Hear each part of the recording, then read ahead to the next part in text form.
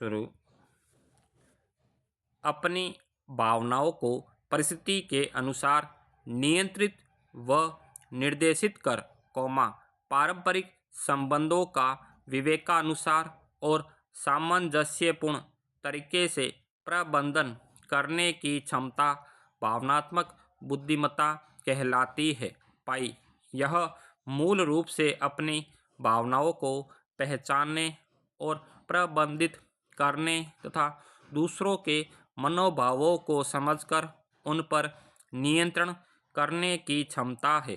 पाई mayor और साल्वे के अनुसार, भावनात्मक बुद्धि भावनात्मक तथा बौद्धिक विकास को उन्नत करने की क्षमता है। पैरा इस क्षमता के अंतर्गत मेयर और साल्वे मनोभावों को महसूस करने की, उनका मूल्यांकन करने की और भावनाओं को उत्पन्न करने की क्षमता भी शामिल करते हैं।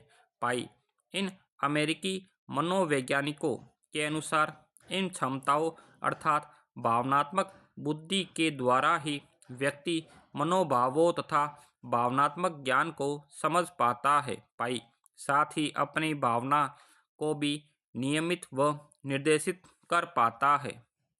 पाई डेनियल गोलमैन के अनुसार भावनात्मक बुद्धिमत्ता से तात्पर्य व्यक्ति का अपने तथा दूसरों के मनोभावों को समझना, उन पर नियंत्रण रखना और अपने उद्देश्य की प्राप्ति हेतु उनका सर्वोत्तम उपयोग करना है। पाई भावनात्मक बुद्धि कुछ खास मानवीय गुणों की ओर इंगित करती है, जैसे किसी की मनः स्थिति को समझना, दूसरों के प्रति सहानुभूति प्रकट करना तथा अपनी भावना पर नियंत्रण रख जीवन की गुणवत्ता बढ़ाने की कोशिश करना आदि।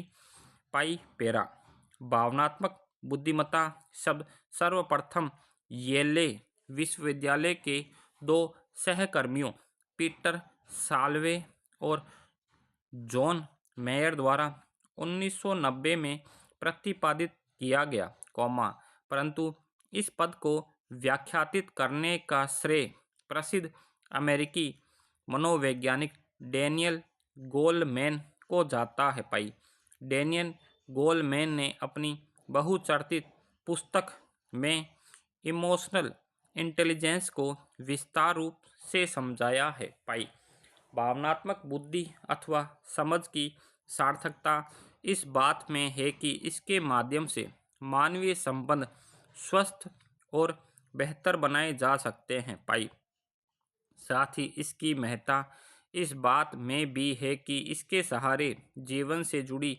चुनौतियों से जूझने तथा इन चुनौतियों के प्रति सकारात्मक दृष्टिकोण रखकर समस्याओं के समाधान में मदद मिलती है। पाई संक्षेप में भावनात्मक बुद्धि हमें एक बेहतर जीवन जीने की क्षमता प्रदान करती है। पाई बौद्धिक गुणक या भावनात्मक बुद्धि अथवा भावनात्मक बुद्धि से भिन्न है। पाई IQ किसी व्यक्ति की बौद्धिक क्षमता का मापक है। पाई यह तर्क पर आधारित होता है, कौन कितना बुद्धिमान है, यह उसकी बौद्धिक गुणक पर निर्भर करता है। पाई उच्च IQ का होना इस बात की गारंटी नहीं देता कि व्यक्ति को जीवन संतुष्टि मिलेगी, सामाजिक सम्मान प्राप्त होगा अथवा अमुक उपलब्धि हासिल होगी। पाई बौद्धिक गुणक कई अलग अलग मानकीकृत प्रशिक्षणों से प्राप्त एक गणना है, जिससे बुद्धि का आकलन किया जाता है। पाई भावनात्मक उपलब्धि द्वारा किसी परिस्थिति विशेष में व्यक्ति की प्रतिक्रिया की क्षमता को मापा जाता है, अर्थात किसी परिस्थिति में कोई व्यक्ति कैसे प्रतिक्रिया करेगा। पाई इसके अंतर्गत आत्म जागरूकता, प्रेरणा,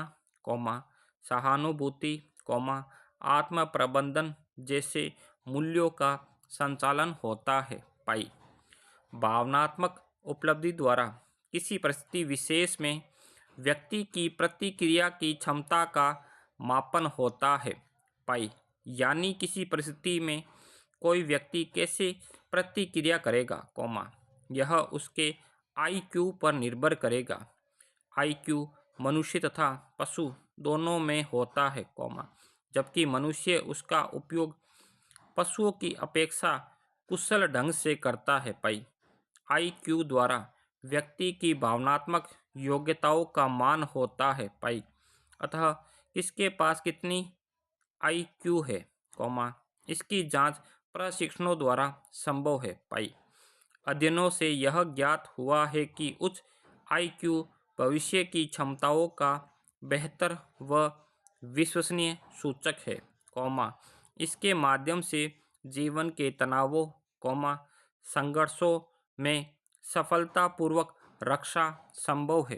पैरा बुद्धि उपलब्धि अर्थात आईक्यू भावनात्मक बुद्धि अथवा भावनात्मक बुद्धि उपलब्धि से भिन्न है।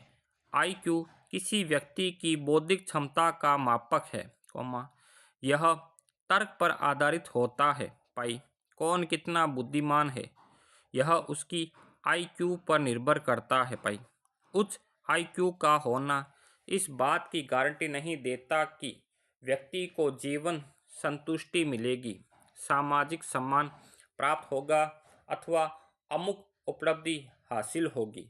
पाई भावनात्मक बुद्धिमत्ता वाले लोग सिर्फ तथ्य नहीं देखते, कॉमा बल्कि उसके साथ भावनाओं से भी काम लेते हैं। पाई उन्हें यह पता होता है कि हर कोई अलग है, कॉमा इसलिए उस अंतर को ध्यान में रखते हुए, कॉमा वे सबसे एक सा व्यवहार नहीं करते। पाई वे अपनी भावनाओं के साथ साथ दूसरों की भावनाओं का भी कदर करते हैं। पाई ऐसे लोग संचार कौशल में अच्छे होते हैं और अच्छे अधिकारी बन सकते हैं। भावनात्मक बुद्धिमत्ता और बौद्धिक गुण के बारे में सबसे पहले गोलमैन ने बताया था। पाई उनका कहना था कि जीवन में 20% सफलता बौद्धिक गुणक से मिलती है, कॉमा जबकि 80% सफलता भावनात्मक बुद्धिमत्ता के कारण मिलती है। पाई भावनात्मक बुद्धिमत्ता वाले व्यक्ति दूसरों की भावनाओं को सुनकर उन लोगों के साथ सहानुभूति व्यक्त करते हैं। पाई अपनी गलतियों को स्वीकार करते हैं और उनसे सीख लेते हैं। पाई नए विचारों और जानकारी के साथ सहज समायोजित हो जाते हैं। पाई असहमति को आसानी से हल करते हैं। पाई दूसरों की तुलना में अधिक उत्पादक होते हैं। पाई भावनात्मक बुद्धि व समझ से कार्यस्थल पर 3 प्रकार की मदद मिल सकती है। पाई कार्यस्थल पर सौहार्दपूर्ण माहौल बनाए रखने में। पाई प्रत्येक कर्मचारी के आचरण व कार्य निष्पादन क्षमता में सुधार लाने में। पाई संगठन की कार्य निष्पादन क्षमता में सुधार लाने में। पाई एक अच्छी बौद्धिक गुणक वाला व्यक्ति अच्छी सफलता प्राप्त कर सकता है, कॉमा लेकिन तरक्की पाने के लिए भावनात्मक समझ का होना भी जरूरी है। पाई अच्छी भावनात्मक समझ रखने वाला व्यक्ति कभी भी क्रोध और खुशी के अतिरेक में आकर अनुचित कदम नहीं उठाता है। पाई बौद्धिक गुणक व्यक्ति को सिर्फ परीक्षा में अच्छे अंक दिलाता है, कॉमा लेकिन भावनात्मक बुद्धिमत्ता व्यक्ति को जीवन की परीक्षा में सफलता दिलाता है। पाई जिनकी भावनात्मक बुद्धिमत्ता ज़्यादा होती है, कॉमा वे बदलते पर्यावरण के साथ जल्दी व्यवस्थित हो जाते हैं और इसलिए उनकी सफलता की संभावनाएं बढ़ जाती है। पाई भावनात्मक बुद्धि के 3 नमूने हैं। पाई क्षमता नमूना पीटर और जॉन मेयर द्वारा संचालित है, जो भावनात्मक प्रतिक्रिया की जानकारी और सामाजिक वातावरण नेविगेट करने के लिए इसका इस्तेमाल करने के लिए व्यक्ति की क्षमता पर केंद्रित है। विकसित नमूने में व्यवहार, स्वभाव और स्वयं कथित क्षमता शामिल है और आत्मवर्णन के माध्यम से मापा जाता है।